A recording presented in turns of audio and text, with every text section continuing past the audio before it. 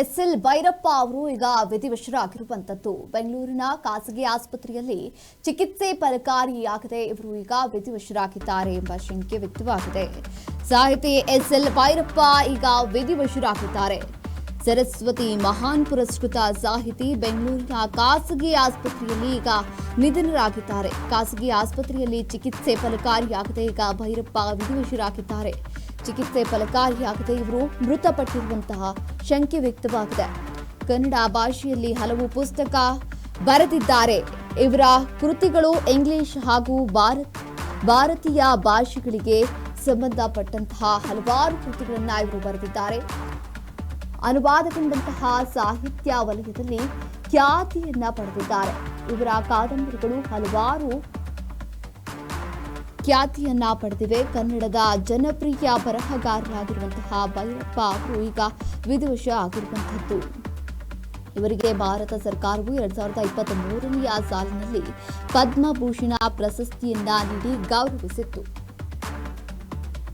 ಸಾಹಿತಿ ಎಸ್ಎಲ್ ಭೈರಪ್ಪ ಅವರು ಈಗ ವಿಧಿವಶರಾಗಿದ್ದು, ಸರಸ್ವತಿ ಸನ್ಮಾನ್ ಪುರಸ್ಕೃತ ಸಾಹಿತಿ ಬೆಂಗಳೂರಿನ ಖಾಸಗಿ ಆಸ್ಪತ್ರೆಯಲ್ಲಿ ಇವರು ನಿಧನರಾಗಿದ್ದಾರೆ. ಖಾಸಗಿ ಆಸ್ಪತ್ರೆಯಲ್ಲಿ ಚಿಕಿತ್ಸೆ ಫಲಕಾರಿಯಾಗದೆ ಎಸ್ಎಲ್ ಭೈರಪ್ಪ ಅವರು ಈಗ ತಮ್ಮ ಕೊನೆ ಉಸಿರೆಳೆದಿರುವಂತದ್ದು. ಚಿಕಿತ್ಸೆ ಫಲಕಾರಿಯಾಗದೆ ಇವರು ಮೃತಪಟ್ಟಿರುತ್ತಾರೆ.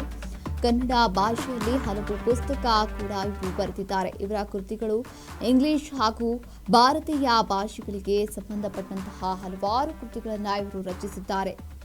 ಅನುವಾದಗೊಂಡ ಸಾಹಿತ್ಯ ವಲಯದಲ್ಲಿ ಖ್ಯಾತಿಯನ್ನ ಇವರು ಪಡೆದಿದ್ದಾರೆ. ಅವರ ಕಾದಂಬರಿಗಳು ಹಲವಾರು ಇವೆ. ಕನ್ನಡದ ಜನಪ್ರಿಯ ಬರಹಗಾರರಾಗಿರುವಂತಹ ಎಸ್ಎಲ್ ಭೈರಪ್ಪ ಅವರು ಈಗ ವಿಧಿವಶರಾಗಿರುವಂತದ್ದು.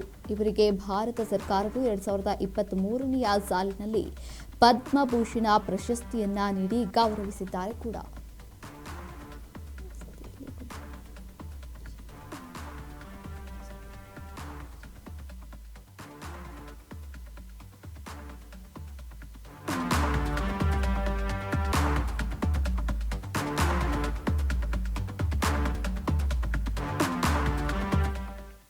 ಸಾಹಿತಿ ಎಸ್ಎಲ್ ಭೈರಪ್ಪ ಅವರು ಈಗ ವಿಧಿವಶರಾಗಿದ್ದು, ಸರಸ್ವತಿ ಸನ್ಮಾನ ಪುರಸ್ಕೃತ ಸಾಹಿತಿ ಇವರಾಗಿದ್ದು, ಬೆಂಗಳೂರಿನ ಖಾಸಗಿ ಆಸ್ಪತ್ರೆಯಲ್ಲಿ ಇವರಿಗೆ ಚಿಕಿತ್ಸೆಯನ್ನ ನೀಡಲಾಗ್ತಾ ಇತ್ತಂತೆ. ಆದರೆ ಚಿಕಿತ್ಸೆ ಫಲಕಾರಿಯಾಗದೆ ಇವರು ಈಗ ವಿಧಿವಶರಾಗಿದ್ದಾರೆ.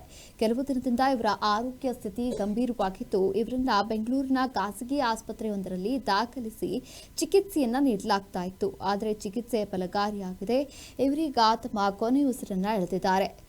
ಕನ್ನಡ ಭಾಷೆಯಲ್ಲಿ ಹಲವಾರು ಪುಸ್ತಕಗಳನ್ನು ಇವರು ಬರೆದಿದ್ದಾರೆ. ಇವರ ಕೃತಿಗಳು ನೂರಾರಿವೆ. ಇವರು ಬರೀ ಕನ್ನಡದಲ್ಲಿ ಮಾತ್ರವಲ್ಲ, ಇಂಗ್ಲಿಷ್ ಹಾಗೂ ಭಾರತೀಯ ಭಾಷೆಗಳಿಗೆ ಹಲವಾರು ಕೃತಿಗಳನ್ನು ಅನುವಾದವನ್ನ ಕೂಡ ಮಾಡಿದ್ದಾರೆ. ಇನ್ನು ಅನುವಾದಗೊಂಡಂತಹ ಸಾಹಿತ್ಯ ವಲಯದಲ್ಲಿ ಇವರು ಖ್ಯಾತಿಯನ್ನ ಪಡೆದಿದ್ದಾರೆ. ಬರೀ ಕನ್ನಡದಲ್ಲಿ ಮಾತ್ರವಲ್ಲದೆ ಇಂಗ್ಲಿಷ್ ಹಾಗೂ ಭಾರತೀಯ ಭಾಷೆಗಳಿಗೂ ಕೂಡ ಇವರು ಅನುವಾದ ರೂಪದಲ್ಲಿ ಕೃತಿಗಳನ್ನ ಬರೆದು ಇವರು ಅನುವಾದಗೊಂಡಿರುವಂತಹ ಸಾಹಿತ್ಯ ವಲಯದಲ್ಲೂ ಕೂಡ ಖ್ಯಾತಿಯನ್ನ ಪಡೆದಿರುವಂತಹ ಮಹಾನ್ ವ್ಯಕ್ತಿಗಳು. ಇವರ ಕಾದಂಬರಿಗಳು ಹಲವಾರಿವೆ. ಕನ್ನಡದ ಜನಪ್ರಿಯ ಬರಹಗಾರರಾಗಿರುವಂತಹ ಭೈರಪ್ಪ ಅವರು ಈಗ ತಮ್ಮ ಕೊನೆ ಉಸಿರೆಳೆದಿರುವಂತದ್ದು. ಇವರಿಗೆ ಭಾರತ ಸರ್ಕಾರವು 2023ನೇ ಸಾಲಿನಲ್ಲಿ ಪದ್ಮಭೂಷಣ ಪ್ರಶಸ್ತಿಯನ್ನ ನೀಡಿ ಗೌರವಿಸಿದೆ.